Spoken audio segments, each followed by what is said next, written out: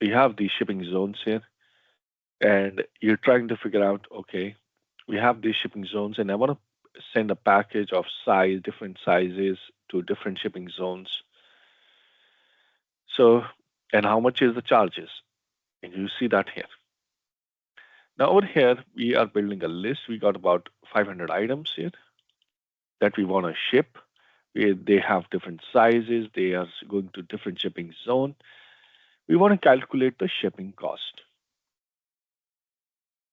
So this kind of table, perhaps you have seen something like this in your post office. So if the package is of size 3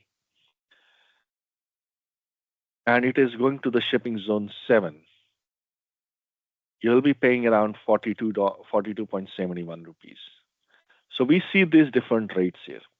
And over in column LMNN, we got different items, different sizes, different shipping zone locations. We want to calculate the shipping cost. The function that we will be using is called index. And the index function allows us to pull the data from a list based on a row number and a column number. So equal index, and it says very clearly, returns a value or reference of a cell at intersection of a particular row and column number. So wherever they are intersecting, so over here like this, intersecting at column 7. So 2 and 4. 2 is the size, 4 is the zone. So 2130. So if my formula is right, I should be seeing here 2130. So I'll use a function here called index array, and there are two parameters. It can use reference. We can use an array or reference, same general idea. Here is the reference. Here we go. Select this, make it an absolute, and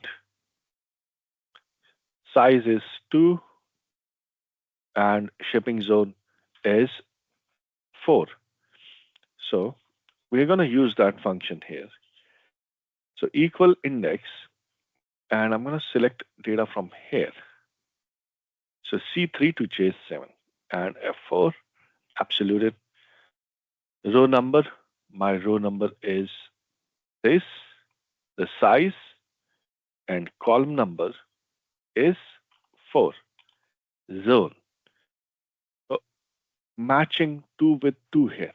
I'm using the row number and the column number.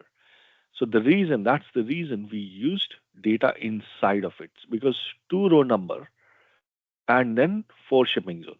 If I use this data, then again we'll get into the problem of adding 1 to it. So I'll not use rather, because we got an opportunity here. And will be this one, and we press enter, we get an answer 2130. And in Excel, we type formula only once and then we copy. Here we go. And here we go. 2130, 1 and 8, 1 and 8, one size, sorry, 7, 1 and 7, 3180. 1 and 7, 3180. Here we go. 1 and 8, 3817. 1 and 6, 2655. And we see that.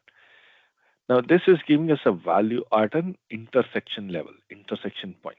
Wherever they are intersecting, we get an answer here. And it's pretty useful.